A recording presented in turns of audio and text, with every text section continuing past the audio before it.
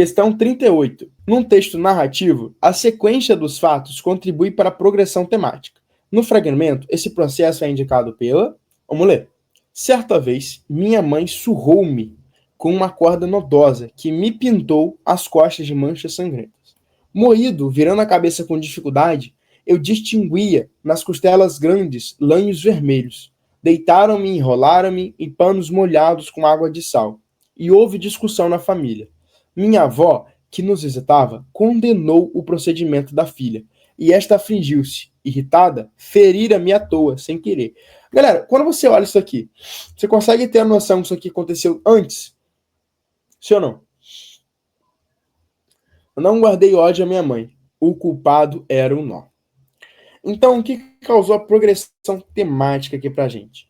Veja bem, a alternância das pessoas do discurso... Gente, cuidado para você não pensar que a alternância da pessoa do discurso é a avó ou a mãe, tá? Quando eu falo de alternância das pessoas do discurso, é primeira pessoa, tá? Segunda pessoa, terceira pessoa. Não vó, mãe, pai, filho. Não é isso. É a primeira, segunda, terceira pessoa. Aqui, ele tá todo momento em terceira pessoa, né? Contando ali o que tá acontecendo. Certa vez, minha mãe... Não, primeira pessoa no caso, né? Minha mãe surrou-me com uma corda nodosa que me pintou. Então tá sempre em primeira pessoa. Ó, deitaram-me, enrolaram-me. Minha avó condenou o procedimento. Não guardei, tudo em primeira pessoa. Tá? Tudo em primeira pessoa. Então, não tem uma alternância da pessoa do discurso, beleza? Agora, utilização de formas verbais que marcam tempos narrativos variados. Exatamente, galera, porque, veja bem, o que faz você se situar no texto? Olha só, certa vez minha mãe surrou-me. Então, é um pretérito perfeito. Aconteceu, ela me surrou com uma corda nodosa que me pintou as costas de manchas sangrentas. Então, os verbos estão trazendo uma progressão. Ó, primeiro ela surrou, depois ela pintou. Agora, ó, moído, virando a cabeça com dificuldade. Então, ó, esse virando faz o quê? Dá a sensação que ele tá assim, ó. Ainda virando, tá acontecendo ainda. Por quê? Porque é um pretérito imperfeito. Certo? Então é uma ação que ainda tá ocorrendo. Então, de novo, tá progredindo o texto. Agora, eu distingui nas costelas grandes lanos vermelhos. Agora, deitaram-me. Novamente, ó, deitaram-me. Então, ó, agora eles me deitaram. Logo depois disso, eles me deitaram. Então, novamente, o verbo serve para progressão temática. Enrolaram-me em panos molhados com água de sal. E houve o quê? Houve ano passado também, lá atrás houve uma discussão na família. Minha avó, que nos visitava, ó, visitava. Então, a avó, ela visitou, gente, ela visitou e foi embora? Não, ela visitava. Então, dá a ideia do quê? De continuidade. Ela visitava e estava ali presente. Por quê? O que dá essa ideia? O verbo.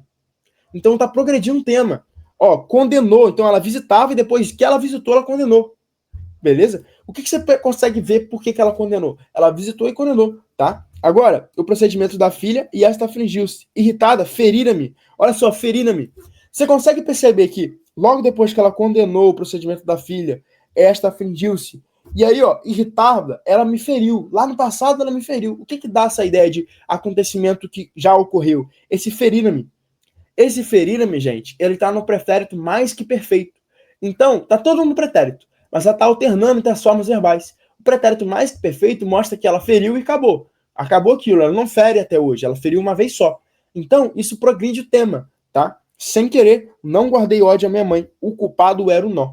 Então, tem vários verbos ali, vários tempos verbais, né? Tempos verbais não.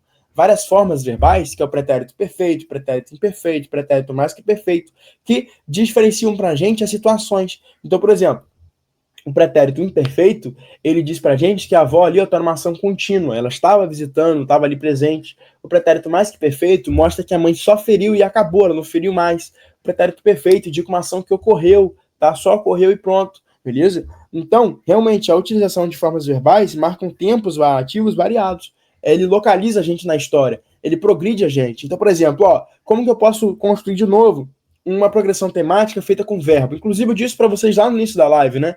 Olha, uma sequência de progressão temática com verbo. Você vai ver exatamente onde a minha história está indo. Olha, eu fui para academia, depois eu tô fazendo progressão temática com advérbio. Então, ó, eu fui para academia, entrei, treinei, depois eu fui para casa, encontrando a minha casa, eu abri o computador, liguei a luz, liguei a lanterna, liguei o microfone, conectei o teclado e vim dar live para vocês. Aí, fiz as questões. Percebe que o que está progredindo na história é usar os verbos. Então, ó, eu fui para academia, então lá atrás, aí eu entrei na academia, depois eu saí da academia. Então, são os verbos que dão essa progressão temática, beleza? Agora, indeterminação de sujeitos de ações, não, ela fala, olha, a mãe que fez, a avó que fez, então não determinou o sujeito. Isso também não progride o tema. Justaposição de frases que relacionam semanticamente os acontecimentos narrados. Gente, frases justapostas são frases pequenas, uma após outra, com pontos. Aqui até tem justaposição de frases, por exemplo, moído, virando a cabeça, o xinga nas colheres de lãs vermelhos. Deitaram-me, enrolaram-me em um pano molhado com água de sal. E houve discussão na família. Minha avó, quando não tem justaposição, a gente tem conjunções ali que liga, né? Tem conjunções, advérbios, mas frases justapostas não tem. Um exemplo muito bom, inclusive, de frase justaposta é lá no início, né? Lá na questão que o Renato estava fazendo com vocês, deixa eu voltar aqui só um segundo, que era aquela questão do cara doidão lá. Deixa eu achar aqui para explicar para vocês aqui, ó. Justaposição de frase. É preciso não beber mais. Não é preciso sentir vontade de beber e não beber. É preciso não sentir vontade de beber. É preciso não dar de comer. Percebe que as frases estão muito pequenininhas e um ponto atrás do outro? Isso que é a justaposição de frase. Entendeu, gente? Show? É isso que é a justaposição de frase. Não tem uma justaposição de frase muito presente nesse texto. Mas tem algumas. Só que não é isso que causa a progressão temática dele. Porque não é isso que situa onde a gente está no texto. Entendeu? A gente não consegue ver onde a gente está no texto pelo meio da justaposição de frase. Porque, por exemplo, eu posso fazer um monte de frases justapostas aqui. Só que isso não vai causar uma progressão temática. Olha só, eu gosto de vermelho, azul, branco, verde, rosa. Beleza, eu falei um monte de frases justaposta. Só que teve uma progressão temática, tu conseguiu progredir textualmente? Eu cheguei a algum lugar? Não. Então isso não é um mecanismo de progressão temática, beleza? Então aqui tá errado. Recorrência de expressão adverbial que organize temporalmente a narrativa. Isso sim é um organismo de progressão temática. É, sim, uma progressão temática. O que é uma locução adverbial? Expressão adverbial. Por exemplo, olha, minha mãe me surrou com uma corda ondosa que me pintou as costas.